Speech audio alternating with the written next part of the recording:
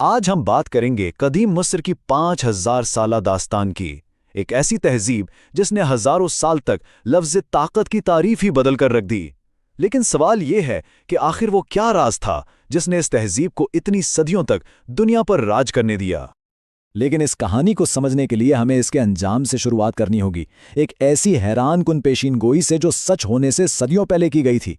یہ ایک ایسا جملہ ہے جو اس پوری داستان کا اختتام بالکل شروع میں ہی بتا دیتا ہے۔ تو یہی وہ مرکزی سوال ہے جس کی گہرائی میں آج ہم اتریں گے۔ آخر 3000 سال تک کوئی سلطنت کیسے قائم رہ سکتی ہے؟ آئیے مل کر اس لمبے اور دلچسپ سفر پر چلتے ہیں جو اس عظیم سلطنت کے زوال سے پہلے کی کہانی سناتا ہے۔ تو آئیے کہانی کو بالکل شروع سے شروع کرتے ہیں۔ آخر مصر کی طاقت کی بنیاد تھی کیا اور کیسے وہ دنیا کی پہلی سپر پاور بنا؟ 5000 سال پہلے کی دنیا کا تصور کریں۔ اس وقت سب سے بڑی دولت سونا یا زمین نہیں بلکہ پانی تھی، اور مصر کے پاس تھا دریائے نیل۔ یہ صرف ایک دریا نہیں تھا، یہ مصر کی زندگی کی شہرگ تھا۔ اسی کی وجہ سے زراعت ہوتی تھی، تجارت ہوتی تھی، اور اسی دریا کی کشش نے پوری دنیا سے لوگوں کو یہاں کھینچا اور اس خطے کو زمین پر سب سے طاقتور بنا دیا۔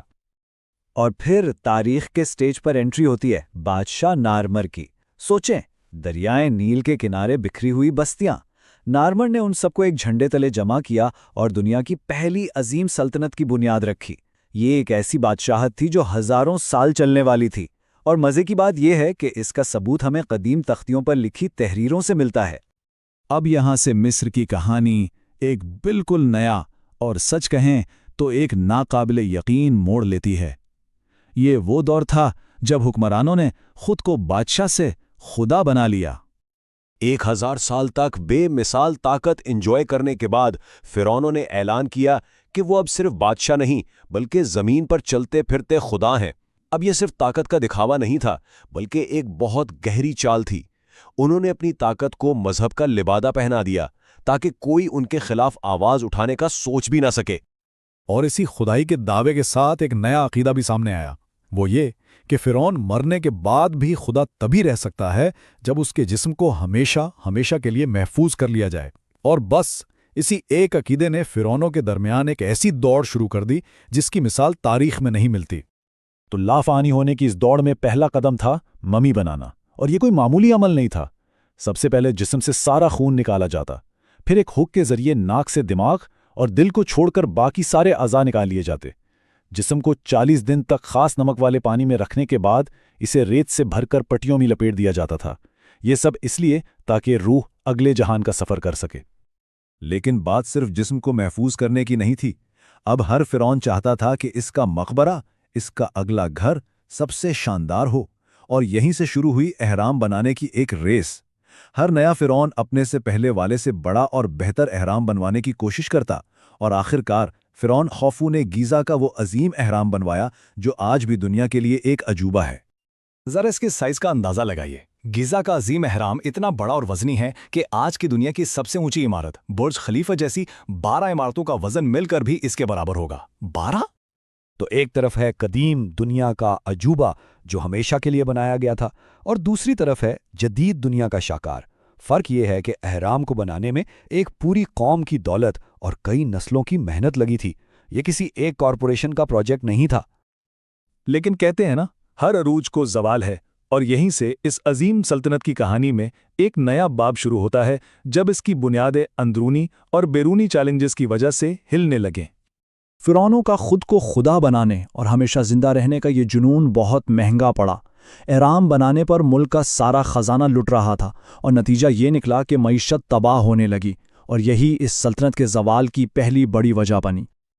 اور اسی مشکل دور میں جب ملک کمزور تھا، ایک غیر متوقع ہیرو سامنے آیا، ایک غلام حضرت یوسف جو اپنی قابلیت سے وزیر اعظم بن گئے۔ انہوں نے نہ صرف ڈوبتی ہوئی معیشت کو بچایا بلکہ مصر کو دوبارہ سپر پاور بنا دیا۔ لیکن ان کی کہانی نے مستقبل کے ایک بہت بڑے ٹکراؤ کی بنیاد بھی رکھ دی، کیونکہ ان کا خاندان بنی اسرائیل مصر میں ایک بہت طاقتور طبقہ بن چکا تھا۔ وقت گزرتا گیا، اور پھر ایک ایسا فرعون آیا جو بنی اسرائیل کی طاقت سے ڈر گیا اور اس نے انہیں غلام بنا لیا۔ اور تبھی ایک پیشین گوئی سامنے آئی کہ انہی غلاموں میں سے ایک بچہ اٹھے گا اور 3000 سال پرانی فرعونی سلطنت کو ختم کر دے گا۔ وہ بچہ تھا حضرت موسیٰ، جو فرعون کے محل میں ہی پلے بڑھے اور آخرکار اپنے لوگوں کی آزادی کا مطالبہ کیا۔ اس مقابلے کا اختتام فرعون رامسیس اور اس کی پوری فوج کے سمندر میں ڈوبنے پر ہوا، جو سلطنت کے لیے ایک تباہ کن دھچکا تھا۔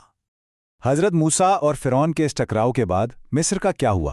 آئیے دیکھتے ہیں کہ کیسے ایک ناقابل شکست سمجھی جانے والی تہذیب آہستہ آہستہ اپنے انجام کی طرف بڑھی۔ لیکن یہاں ایک بہت بڑا اور دلچسپ سوال پیدا ہوتا ہے۔ اگر یہ واقعہ اتنا تاریخی تھا، اتنا بڑا تھا، تو پھر مصری تاریخ کی کتابوں میں حضرت موسیٰ کا ذکر کیوں نہیں ملتا؟ تو ہمارے سامنے دو الگ الگ کہانیاں ہیں۔ ایک طرف مذہبی کتابیں ہیں جن میں اس واقعے کی پوری تفصیل ہے، دوسری طرف مصری ریکارڈز ہیں جو اس پر بالکل خاموش ہیں۔ لیکن حیرت کی بات یہ ہے کہ دونوں ایک بات پر متفق ہیں۔ آخری عظیم فرعون رامسیس کے بعد مصر کا سنہرا دور ہمیشہ کے لیے ختم ہو گیا اور وہ ایک لمبے تاریک دور میں داخل ہو گیا۔ اور اس کے بعد مصر پھر کبھی اپنے پیروں پر کھڑا نہ ہو سکا۔ اس نے اپنی سپر پاور کی حیثیت کھو دی۔ دنیا میں نئی طاقتیں ابھر آئیں، جیسے حضرت سلیمان کی سلطنت، اور پھر مصر پر حملوں کا ایک نا ختم ہونے والا سلسلہ شروع ہو گیا۔ آخر میں سکندر اعظم نے اسے فتح کیا اور پھر یہ رومی سلطنت کا حصہ بن گیا، جس نے اس پر 600 سال حکومت کی۔ تو صدیوں کی غیر ملکی حکمرانی کے بعد اب وقت آ گیا تھا۔ سٹیج بالکل تیار تھا، وہ پیشین گوئی پوری ہونے والی تھی جس سے ہم نے یہ کہانی شروع کی تھی۔ تو آخر میں ایک سوال رہ جاتا ہے، جب ایک ایسی تہذیب جو خود کو ہمیشہ رہنے والی سمجھتی تھی آخرکار ختم ہو جاتی ہے، تو اس کا کیا مطلب ہوتا ہے؟ یہ ہمیں طاقت، زوال اور تاریخ کے بارے میں کیا سکھاتا ہے؟